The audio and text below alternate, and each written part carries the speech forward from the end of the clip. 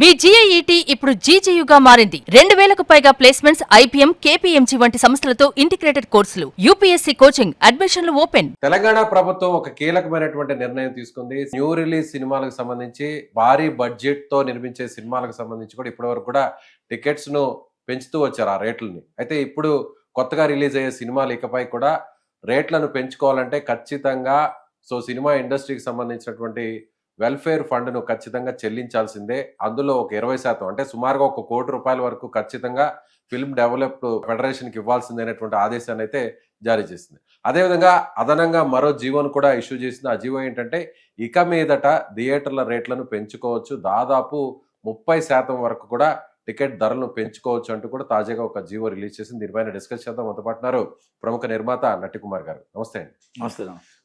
ఎప్పటి నుంచో Jubilee hills by election లో ఈ స్టేట్మెంట్ అయితే ఇచ్చారు రేవంత్ రెడ్డి గారు. అందుకు తగ్గట్టుగా ఇప్పుడు అది ఆచరణ సాధ్యం అవుతుందా, వెల్ఫేర్ ఫండ్ ఇవ్వాలి అనేది? ఇప్పుడు నేను మాట అంటాను సార్.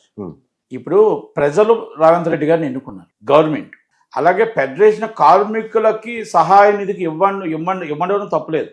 అది ఎవరి దగ్గర నుంచి ఇస్తున్నారు? ప్రజల దగ్గర నుంచి హైప్ చేసిన డబ్బుని మీరు ఇమ్మని అడుగుతున్నారు. బాగుంది. అయితే దాంట్లో జూబ్లీస్ ఎలక్షన్స్ లో మీరు ఏదో రేవంత్ రెడ్డి గారు కార్మికులకి ఫెడరేషన్కి ఇమ్మని అడిగారు.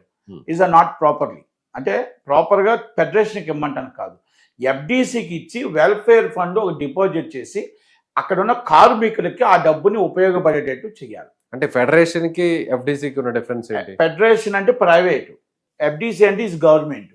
అంటే అన్ని ఛాంబరు, కౌన్సిల్, ఫెడరేషను అన్ని ఆధ్వర్యంలో మీకు ఫిల్మ్ డెవలప్మెంట్ కార్పొరేషన్ అంటూ దానికి ఒక ఐఏఎస్ ఎండి ఉంటారు, దానికి ఒక చైర్మన్ ఉంటారు, ఎఫ్డీసీ చైర్మన్ దిల్ రాజు గారు. మొత్తం టోటల్ 24 క్రాప్స్కి ఒక ఫెడరేషన్ అని సంస్థ పెట్టుకున్నారు. ఆ సంస్థలో ఇప్పటికి వచ్చి ఇంటర్నల్ ఆడిటింగ్ లేదు. దాంట్లో డబ్బు ఎన్ని కోట్లు వచ్చింది, ఎన్ని కోట్లు పోయింది, అసలు అకౌంట్లో ఎవరెవరు తీశారు, ఏం తీశారు, ఆ డబ్బు ఏది, కార్మికుల సహాయ నిధికి ఇంత డబ్బు వచ్చిన డబ్బు అంతా ఈ కార్మికులకు ఏమైనా ఖర్చు పెట్టారా, చేశారా, లేదు. అది ఆ సేమ్ లింకప్ అండ్ చిత్రపూరి కాలనీలో ఎన్నో స్కాములు స్కీములు జరిగాయి. అప్పుడు ఆడిట్ కమిటీ రన్ అవుతుంది. అంటే ఇక్కడ నాట్ ప్రాపర్లీ లేదు. ఇక్కడ 24 క్రాప్స్ అంటే కార్మికుల కోసం ఆయన ఒక ఫండ్ రేజ్ చేయమన్నాడు. ఆల్రెడీ ఉన్న ఫండ్ని ఏం జరిగిందో తెలియదు, ఉన్న ఇల్లులో ఎవరికి కార్మికుడికి వచ్చిందా బయటోడికి వచ్చిందో తెలియని పరిస్థితుల్లో ఫెడరేషన్ నడుస్తుంది. Is the real. ఓకే, ఆ ఇష్యూని పక్కన పెడితే దాన్ని 20% ఇమ్మని ఆ రోజు చీఫ్ మినిస్టర్ గారు చెప్పారు. అది ఇక్కడ మనం ఇవ్వాల్సింది ఒకటి ఏంటంటే, ఎగ్జిబ్యూటర్ సినిమా స్క్రీన్ చేస్తాడు, రేట్ వస్తే ఎగ్జిబ్యూటర్ అమ్ముతాడు. ప్రేక్షకుడి దగ్గర కలెక్ట్ చేసిన డబ్బులో 18% జిఎస్టీ గవర్నమెంట్ కట్టి తక్కువ డబ్బుని ఆయన రెంట్ తీసుకొని తక్కువ డబ్బు డిస్ట్రిబ్యూటర్కి ఇస్తాడు. డిస్ట్రిబ్యూటర్ ఎవరికి ఇస్తాడు? ప్రొడ్యూసర్కి ఇస్తాడు. అంటే ఈ డబ్బు బాధ్యత ఎవరిది అనేది ప్రాపర్లీ లేదు. యాక్చువల్గా ఐఏఎస్ ఆఫీసర్ ఈ ప్రాపర్లీ మొత్తం టోటల్గా గ్రౌండ్ రిపోర్ట్ తీసుకొని అసలు మన కాడ ఎవరు మన దగ్గర ఉంటారు, మన చేతిలో ప్రొడ్యూసర్ మీ చేతిలో ఉండడు, డిస్ట్రిబ్యూటర్ మీ చేతిలో ఉండడు, ఆఖరి చేతిలో ఉండేది ఎగ్జిబ్యూటర్. అంటే ఎగ్జిబ్యూటర్ అంటే ఎవరండి? Licence authority, theatre owner. ఆ థియేటర్ ఓనర్కి నువ్వు ఒకవేళగా నా డబ్బు ఎక్సెస్ 10 రోజుల దగ్గర 10 రోజుల్లో రేటు పెంచిన డబ్బుల్లో 20% మాత్రమే. అంటే 10 రోజులు రేటు పెంచిన ఒక థియేటర్కి ₹1 కోటి వస్తే దాంట్లో 20 లక్షల రూపాయలు మాత్రమే ఎఫ్డీసీగో లేకపోతే అంటే ఫెడరేషన్ అన్నారు, ఫెడరేషన్ కాదు, ప్రాపర్లీ ఎఫ్డీసీ కట్టాలి. అది పెట్టుంటే బాగుండేది. అక్కడేమైంది? ఎగ్జిబ్యూటర్ దగ్గర డబ్బు వెళ్ళిపోయింది, డిస్ట్రిబ్యూటర్ దగ్గర డబ్బు వెళ్ళిపోయింది, ఇప్పుడు నిర్మాతల దగ్గర డబ్బు ఉంది. ఇవాళ నోటీసులు ఇచ్చారు అందరికి, మొత్తం టోటల్గా అందరికి మీరు డబ్బు కట్టండి అని ఇచ్చారు. అంటే రీసెంట్ గా రిలీజ్ అయిన సినిమాలకు సంబంధించి సంక్రాంతి టైంలో రిలీజ్ అయిన సినిమా ఎక్కడి నుంచి కడతారు, ఎలా కడతారు? వాళ్ళు ఏమంటారు? వాళ్ళ వాదన ఏంటి? ఆల్రెడీ సినిమాలన్నీ వచ్చాయి, మేము మొత్తం నాశనం అయిపోయాం, లాస్ అయిపోయాం, ఇప్పుడు మీరు గవర్నమెంట్ డబ్బు కట్టమంటే ఎక్కడి నుంచి కడతాము అని అడుగుతున్నాం. అంటే కొన్ని సినిమాలు అసలు పరిస్థితి ఒకటేనండి. మరి ఫ్లాప్ అవుతే మేము ఇవ్వం, లేకపోతే ఈ డబ్బు మేము మా సినిమా రాకపోతే మేము ఇవ్వం, మా జోబులో డబ్బులు లేకపోతే మేము ఇవ్వం, మీరు మాకు జీవో ఇవ్వండి అని అడగలేదే. మీరు అండర్టేకింగ్ ఏమని ఇచ్చారు? ప్రొడ్యూసర్ సార్ ప్లీజ్ మాకు రేట్స్ హైప్ ఇవ్వండి, మేము దాంట్లో 20% మీరు ఏదైతే ఉందో మేము గవర్నమెంట్ సహాయ నిధికి కడతామని అన్నారు. అందుకు ఒప్పుకున్నారా? వాళ్ళు అండర్టేకింగ్ లెటర్ ఇస్తేనే కదా జీవో ఇచ్చారు.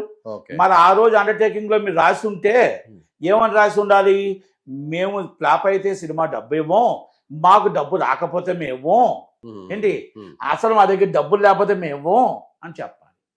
అది చెప్పలేదే. మరి అంటే ప్రాపర్లీ వాళ్ళు ఇచ్చిన అండర్టేకింగ్కి వాళ్ళు యాక్సెప్ట్ చేయట్లేదు. అలాగే కొన్ని సినిమాల జాబితా కూడా బయటకు వస్తుంది.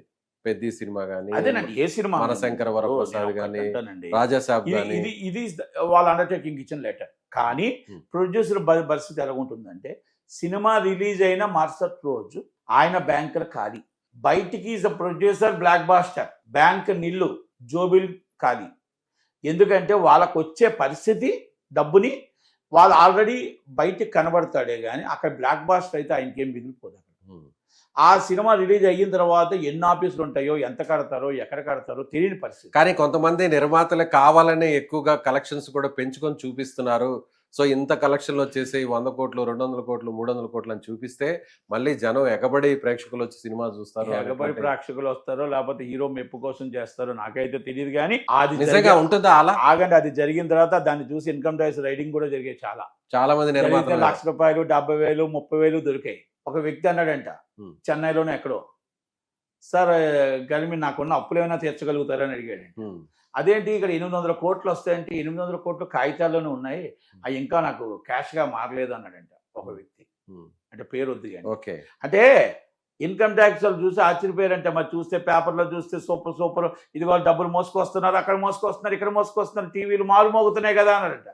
సార్ టీవీలే మారుమోగుతాయి, మా జోబీలు మారుమోగు అంటూ దానికి ఒక ఆన్సర్ చెప్పారంట.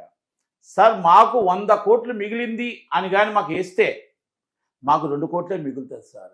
100 కోట్లు వచ్చింది అని అంటే 2 కోట్లు మిగులు కలెక్షన్ వచ్చింది అంటే ఎందుకు బాబు అని అడిగితే దానికి అడిగాడంట, నేను నా సినిమాని 22 మందికి అమ్ముతా, ఆ 22 మంది నా కమిషన్ తీసుకుంటారు, ఖర్చులు తీసుకుంటారు, అక్కడి నుంచి మొత్తం టోటల్గా పోయి అలా లాభాలు తీసుకొని అన్నీ పోను నాకు వచ్చేదే ఆ 2 కోట్లు 3 కోట్లు మిగిలితే.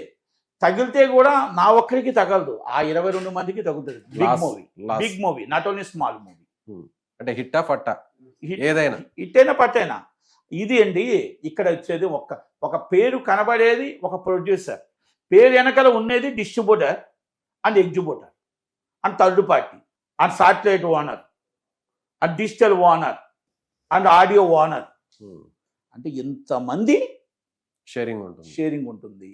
కనుక అందుకని ఇన్కమ్ ట్యాక్స్ అప్పుడు చూసుకొని ఈ సినిమా వాళ్ళు అన్నీ బయట కోర్టు ఉంటుంది, కోర్టు వెనకాల డల్లే ఉంటుంది, బెంచ్ కారు ఉంటుంది, బెంచ్ కారు వెనకాల సీట్ చిరిగిపోయి ఉంటుంది. ఇవన్నీ కూడా ఈజ్ ద సినిమా అంటే ఎంటర్టైన్మెంట్ ఇంకోలో సినిమా ఉంటుంది తప్ప. ఇక్కడ రేవంత్ రెడ్డి గారు ఒక మంచి ప్రేమతో, అభిమానంతో రేటు పెంచడానికి, రేట్ ఇవ్వడానికి ఓకే అంటే దీనికి సంబంధించి సినిమా కార్మికులకు సంబంధించిన వెల్ఫేర్ ఫండ్ అక్కడ క్రియేట్ చేయడం కోసం సో పెద్ద సినిమాలకు సంబంధించి రేట్స్ని మొదటి 10 రోజులు పెంచుకునే అవకాశం ఇప్పుడు ప్రభుత్వం కల్పించింది. అందులో ఒక 20% లేదంటే డిపాజిట్ కింద ₹1 కోటి లేదా సమ్ ఫండ్ ఇవ్వాలి అనేది ఇన్స్ట్రక్షన్ ఇప్పుడు కొత్తగా ఇవాళ ఇచ్చింది. ఇవాళ జీవోలో బాగుంది, ఇవాళ జీవోలో FDC కట్టమన్నారు, ₹1 కోటి మినిమం కట్టమన్నారు, బాగానే ఉంది, ఇవన్నీ బాగున్నాయి.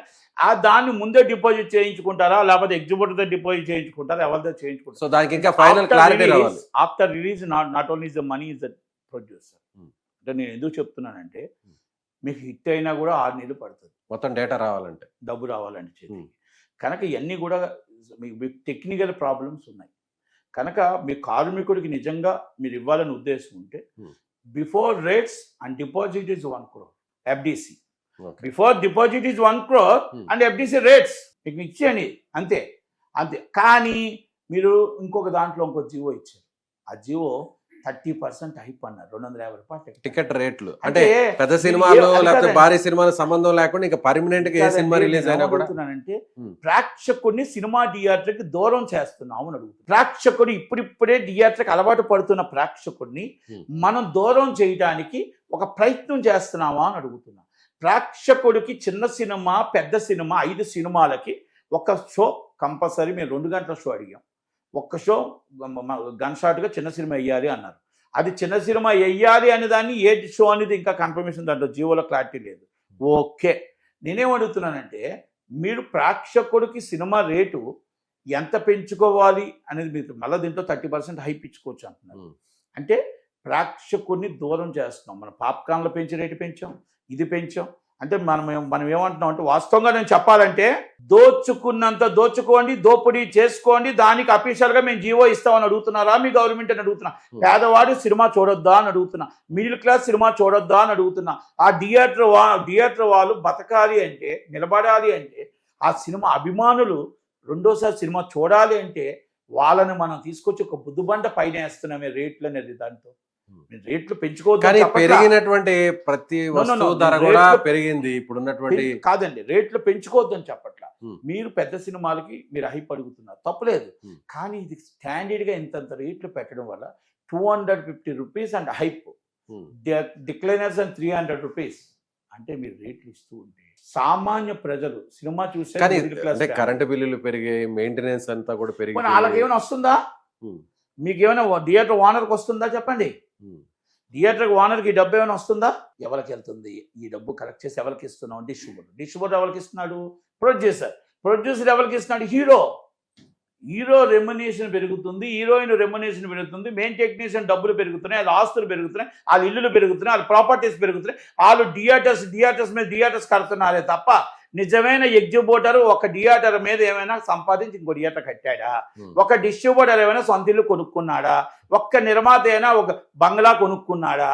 ఒక్క నిర్మాత అయినా ఒక లగ్జరీగా బతుకుతున్నాడా?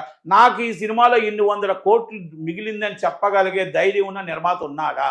ఒక ధైర్యం ఉన్న డిస్ట్రిబ్యూటర్ ఉన్నాడా? ఎస్, ఈ థియేటర్ మీద సంపాదించినప్పుడు ఇంకో థియేటర్ కట్టానని చెప్పే థియేటర్ ఓనర్ ఉన్నాడా?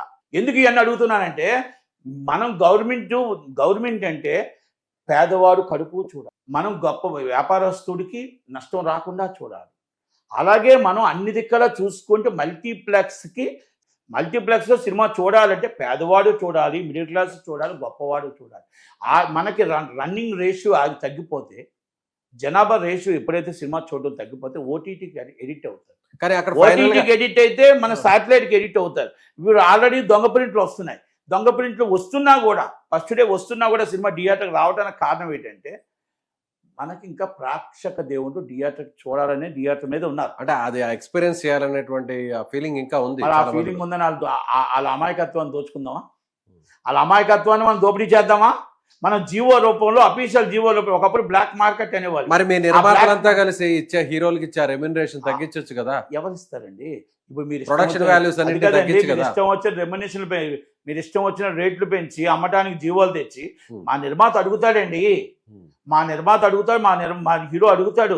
మా నిర్మాత ఏమంటాడంటే ఆశ హద్దు లేకుండా మాకు ఇంత ఒకే రోజు 500 రూపాయలు ఎక్కడ అమ్మేసా మొత్తం డబ్బు జోబులు వేసుకుందాం అనుకుంటాడు. అంటే ఈ మధ్య వచ్చిన నిర్మాతల వల్ల ఈ మధ్యన వచ్చిన అమెరికా నిర్మాతలే మళ్ళా చెప్తున్నాను కదా, లోకల్ నిర్మాతలు కాదు, అమెరికా నిర్మాతల వల్ల ఈ ప్రాబ్లం. ఎంతమంది ఉంటారు అలా? వేళ్ల మీద 12 మంది ఉంటారు, 13 మంది ఉంటారు. అంటే నేనేమంటున్నానంటే, మీరు ఆలోచించేది హీరో కోసం ఆలోచిస్తున్నారు, మీరు ఆలోచించేది మీకోసం ఆలోచిస్తున్నారు. ప్రేక్షక దేవుడి కోసం, మీకు సినిమా చూసి అభిమాని అంటే హీరో అభిమాని కోసం మీరు ఆలోచించరా అని అడుగుతున్నారు. ఆ సినిమా ఫస్ట్ డే చూసేయాలి, ఆ రాత్రి చూసేయాలి అనే దాన్ని, ఆ వీక్నెస్ని మనం క్యాష్ చేసుకుంటున్నామే. ఇది మనకు బాధ అనిపించట్లేదు అని అడుగుతున్నా. ఇది హీరోలు కూడా ప్రశ్నించాలి అని అడుగుతున్నా.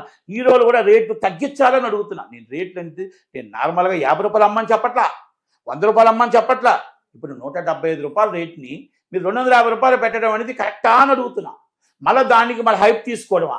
మళ్ళీ హైప్ తీసుకొని మళ్ళీ అమ్మాలా? మళ్ళీ బెనిఫిట్స్ 1000 రూపాయలు అమ్మాలా? ఆ ప్రేమను మన అభిమానుల దగ్గర దోచుకోకూడదు అంటాను. మన దోపిడీ చేస్తున్నాం. ఇది కరెక్ట్ కాదు అంటున్నాను నేను. ఇది హీరోలు కూడా ఖండించవలసిన విషయం అంటాను నేను. కానీ చేసేదే హీరోలు, దీని కారకులే హీరోలు అంటున్నారు. తప్పు. మీరు వచ్చి నా అక్కడికి వచ్చి డబ్బు ఇస్తానంటే నేను ఎందుకు కాదంటాను? నాకు డబ్బు ఒక హీరో, ఒక ప్రొడ్యూసర్ వచ్చి 300 అంటే ఇంకోటి వచ్చి 400 అంటే ఇంకోటి 500 అంటే కాదని ఎందుకంటాను? ఇప్పుడు ఒక హీరో దగ్గర ఒకప్పుడు 4 కోట్లు remuneration, is a big hero. మన ప్రొడ్యూసర్ వెళ్ళాడు, 7 కోట్లు ఇస్తా అన్నాడు. ఓకే అన్నాడు. ఆయన స్టాండర్డ్గా ఆయన తీసుకుంది అదే, ఒక బిగ్ హీరో. కానీ నేను ఏడిస్తాను సార్ అన్నాడు. సినిమా రిలీజ్కి వచ్చింది, డబ్బింగ్కి వచ్చింది, 5 ఇచ్చి ఆగిపోయాడు. సినిమా బడ్జెట్ పెరిగిపోయింది అంటాడు. మళ్ళీ అదే అంటాడు, నువ్వు ఏదైతే చెప్పావో అది డబ్బు ఇచ్చి డబ్బింగ్ చెప్పించుకో అని చెప్పాడు ఆ హీరో. నేను నిన్ను అడగలే డబ్బు, నేను నీ దగ్గరికి వచ్చి డేట్స్ ఇస్తానని చెప్పలే. ఎక్స్ట్రా ఇస్తాననేది నువ్వు, మీకు మార్కెట్ పెరిగిందనేది నువ్వు, బిజినెస్ వచ్చిందనేది నువ్వు. ఇస్తానన్న డబ్బు నువ్వు ఇచ్చి డబ్బింగ్ చెప్పించుకో అన్నాడు. Is right? తప్పేం లేదు కదా. ఆ హీరో చాలా పెద్ద మహామహుడు, చాలా మంచివాడు. కానీ నేను తప్పు చేయలే, ఆ నిర్మాత తప్పు చేశాడు ఇప్పుడు అని చెప్పి. మీ అంటే అంచనా ఎందుకు ఈ మాట ప్రకారం నేను ఎందుకు చెప్పానంటే ఈ మాట ఉమ్. ఎందుకు ఈ మాట చెప్పానంటే ఆ హీరో నాతోనే చెప్పాడు కాబట్టి, ఇలా జరిగిందని చెప్పి నాకు చెప్పాడు కాబట్టి, ఆ తర్వాత ఆ సినిమా లాస్ వచ్చింది. లాస్ ఆయన వల్ల రాలేదు, ఆ నిర్మాత వల్ల లాస్ వచ్చింది. అది కూడా ఆయన మళ్ళీ మొత్తం దాన్ని ఎక్స్ప్లెయిన్ చేసి చూపించాడు, బిజినెస్ ఎంత అయిందో, ఎంత ఆయన పాత అప్పులు పడ్డాయో. ఇవన్నీ నేను ఎందుకు మీకు సుమారుగా ఇప్పుడు ఉన్నటువంటి టాప్ హీరోలందరూ కూడా మన తెలుగు ఇండస్ట్రీలో రెమ్యునరేషన్ ఎంత ఉండొచ్చండి సుమారుగా? సార్ ఇప్పుడు రెమ్యునేషన్ మనం మీ ముందు మేము చెప్పలేము, కానీ పేర్లు వద్దు, పేర్లు వద్దండి. ఎవరో కూడా పర్సంటేజ్ సిస్టంలోకి వెళ్తున్నారండి. ఎంత పర్సంటేజ్ సిస్టమ్కి మంత్లీ ఎంతని తీసుకుంటూ, అంటే మెయింటెనెన్స్ తీసుకుంటూ, ఆ పర్సంటేజ్ సిస్టమ్కి వచ్చిన దాంట్లో 40 50, లేకపోతే లాభాలు వచ్చిన దాంట్లో, లేకపోతే రెమ్యునే అంటే ఇప్పుడు కొంత పర్సెంట్ 100%లో హీరో ఒక పర్సంటేజ్, హీరోయిన్ ఒక పర్సంటేజ్, మెయిన్ టెక్నీషియన్ ఒక పర్సంటేజ్, డైరెక్టర్ ఒక పర్సంటేజ్. 100 కోట్లు ఉంటుందా? నో, నేను అంటే రేట్ల కోసం నేను చెప్పను. ఎందుకంటే Hmm. మనం టీవీ ముందు మాట్లాడేటప్పుడు కూడా నేను ఒక బాధ్యత గల ఒక పోస్ట్లో ఉన్నాను, ఒక పద్ధతిగా మాట్లాడాలి. ఏదో మన ఇష్టం వచ్చేటట్టు మాట్లాడేస్తే కూడా కరెక్ట్ కాదు.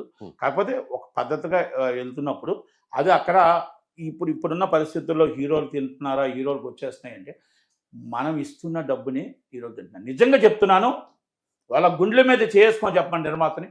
ఏ నిర్మాత అయినా ఈ 15 సంవత్సరాలు సంపాదించిన నిర్మాత ఒక్కరున్నారు. సంపాదించి నేను ఇది కొనుక్కున్నాను, నా కొడుక్కి ఇది కొన్నాను, నా కూతురికి ఇది కొన్నాను అని చెప్పమానండి. మీ మెయింటెనెన్స్ తప్ప. కానీ కార్లు, బంగ్లాలు అదే అంటున్నారు, హిట్ అయిన తర్వాత రేంజ్ రోవర్ కార్లు. నో మెయింటెనెన్స్ తప్ప. రేంజ్ రోవర్ కార్ అంటే ఈఎంఐ దొరకదా? మీకు ఇల్లు అంటే ఈఎంఐ దొరకదా? మెయింటెనెన్స్ మరి 500 కోట్ల రూపాయలు చేస్తాడు మెయింటెనెన్స్. ఆ మాత్రం మెయింటెనెన్స్ కూడా పెట్టకపోతే ఎలా, మా జీతాలు ఇవ్వకపోతే ఎలాగా? అంటే హైప్, ఇదంతా హైప్ చేసుకోవడం. హైప్. Cinema entertainment. సినిమాలో మామ అని పాట ఉంది కదా, అలాగా అదే పరిస్థితుల్లో ఈ నిర్మాతల పరిస్థితుల్లో మనం అర్థం చేసుకోవాలి. అంటే హీరోలు చాలా మంది నిజంగా చెప్తున్నానంటే హీరోలు, నేను పేర్లు ఎందుకంటే ఒక పేరు చెప్తే ఒక కోపం వస్తుంది, కానీ అందరూ కూడా మేము పర్సంటేజ్ చేయడానికి సిస్టమ్ ఉన్నాం, మేము ఎవరి ఇబ్బంది కలగకుండా చేయాలని రెడీగా ఉన్నాం. మొన్న స్టేజ్ మీద రెడీ చేశారు, కాస్ట్ ఆఫ్ ప్రొడక్షన్ తగ్గించుకోండి, నాకు ఎంత వస్తుందో రెమ్యునేషన్ చూసుకోండి, ఆపండి ముందు, మీరు రోడ్డు మీద నష్టం వచ్చి నష్టపడిపోవద్దు అని చెప్పి ఒక హీరో సినిమాని ఆపి కాస్ట్ ఆఫ్ ప్రొడక్షన్ తగ్గించండి. ఇప్పుడు ఆ సినిమా బిఫోర్ సినిమా రాలేదు, ఇంకో హీరో చెప్తే ఇంకో హీరో స్టేజ్ మీదే చెప్పాడు, మీరు అనిల్ రావుపూడి గారి లాగా సినిమా తీసి సంవత్సరంలో సినిమా తీయండి, కాస్ట్ ఆఫ్ ప్రొడక్షన్ తగ్గించండి. కాస్ట్ ఆఫ్ ప్రొడక్షన్ తగ్గించి సినిమాలు ఎందుకు హిట్ కావు, ఒకప్పుడు ఎందుకు హిట్ అవ్వదు, ఇప్పుడు ఎందుకు పాన్ ఇండియా ప్రతిదీ పాన్ ఇండియా అని వెళ్తున్నారు అని అనిల్ రావుపూడిని చూసుకోమంటే ఒక వ్యక్తి ఏమన్నారంటే, అనిల్ రావుపూడి గారు ఫ్యామిలీ సినిమా, కామెడీ సినిమా తీస్తారండి, మేము ఒక మాస్ సినిమాకి మేము చాలా ఎక్కువ కష్టపడుతున్నాం, ఇంటర్నేషనల్ మూవీలా తీయాలని కష్టపడుతున్నాం, కమర్షియల్ అని. అంటే ఒక వ్యక్తి దానికి డిస్కషన్ ఏమన్నాడంటే, ఆ ఇంటర్నేషనల్ మూవీకి 400 కోట్లు వచ్చింది, ఈ లోకల్ మూవీకి 400 కోట్లు వచ్చింది, నువ్వేం సాధించావు అని అడిగాడంట. నువ్వు 450 కోట్లు పెడితే 400 వచ్చింది, నేను 170 కోట్లు పెడితే 400 కోట్లు వచ్చింది, మరి ఏం సాధించావు అని అడిగాడు. అంటే మనం ఇంటర్నేషనల్ మార్కెట్ ఉందని మన హీరోలకు మనం మెప్పు చెప్పి, మనం గొప్ప చెప్పి, బాబు చాలా బాగా ఉన్నాయని చెప్పి మనమే కొంచెం ఎక్కువ పెంచేసి వాళ్ళకి ఇది వస్తుంది బాబు, ఇదిగో ఇంత బాగా డబ్బు వచ్చింది బాబు అని అలా చెప్పి రెండోసారి డేట్స్ రావాలని మనం గొప్పల కోసం వెళ్తుంది, మనకి మన ప్రాణానికి ముప్పు వస్తుంది.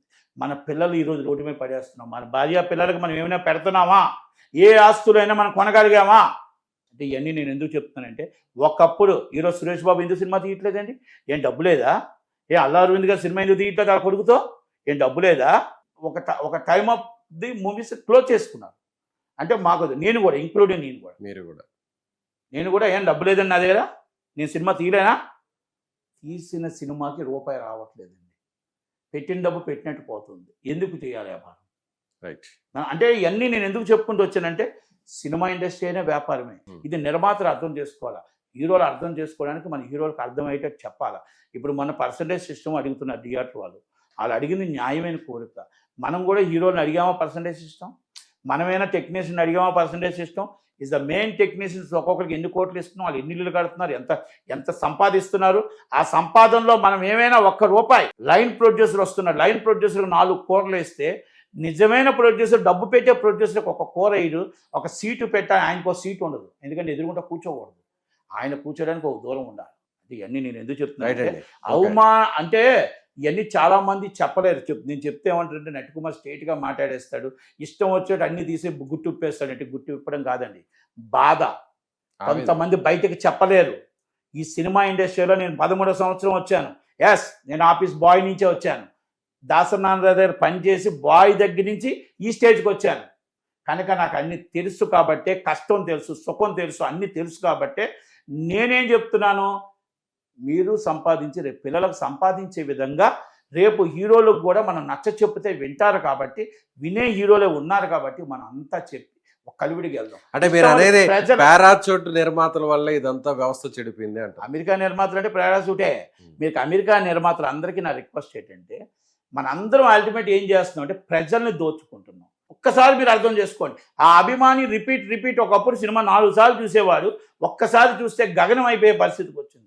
అదే నేను అంటున్నా, వాళ్ళ దగ్గర వీక్నెస్ని మనం క్యాష్ చేసుకోవచ్చా? వాళ్ళు మనకి తల్లిదండ్రుల కంటే మనల్ని ఎక్కువగా చూస్తున్న హీరోకి. కానీ ఏదైనా ఒక స్టేజ్ వరకే లిమిటేషన్ ఉంటుంది కదా. అందుకే అంటున్నాను, ఆ లిమిట్ దాటిన తర్వాత దాటకుండా మనం ఇప్పుడు 500 పెట్టారు ప్రీమియర్ షో. ఎస్ రైట్, 250 రూపాయలు పెట్టారు. 200 రూపాయలు పెట్టారు టికెట్. పెద్ద సినిమాలు 250 రూపాయలు పెట్టారు. రైట్, అంతే తప్ప మీరు 200 ఇప్పుడు మామూలుగా ఇప్పుడు లెక్క చూస్తే 30% అయిపోతే 400 రూపాయలు టికెట్. ఎస్, మీ ఆవేదన అర్థం చేసుకుంటాము నటికుమార్ గారు. సో కంక్లూడ్ చేద్దాం. ఫైనల్ గా ప్రభుత్వం తీసుకున్న నిర్ణయంపై సో మీరేమంటే? ప్రభుత్వం తీసుకున్న నిర్ణయం తప్పు. ప్రభుత్వం తీసుకున్న నిర్ణయం ప్రజలకు వ్యతిరేకం. ప్రజల పేదవాడి కడుపు కొట్టడానికి, పేదవాడి జోబిలు చిల్లు పెట్టి పెద్దవాళ్ళు ఉన్నవాళ్ళు ఇంట్లో డబ్బు వేయడానికి జీవోలు ఇస్తున్నారు. ఇది కరెక్ట్ కాదు.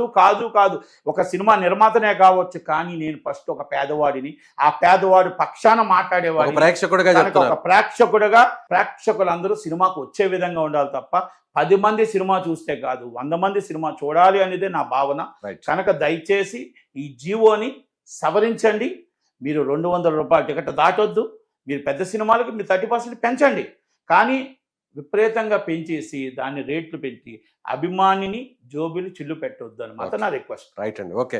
సో ఇది నిర్మాత నటికుమార్ గారు చెప్తున్నట్టుగా ఖచ్చితంగా ప్రభుత్వం తీసుకున్నటువంటి నిర్ణయం మీద పునరాలోచన చేయాలి. ముఖ్యంగా పెద్ద సినిమాలకు మాత్రమే టికెట్ రేట్లను పెంచే విధంగా కూడా ఆలోచన చేయాలి.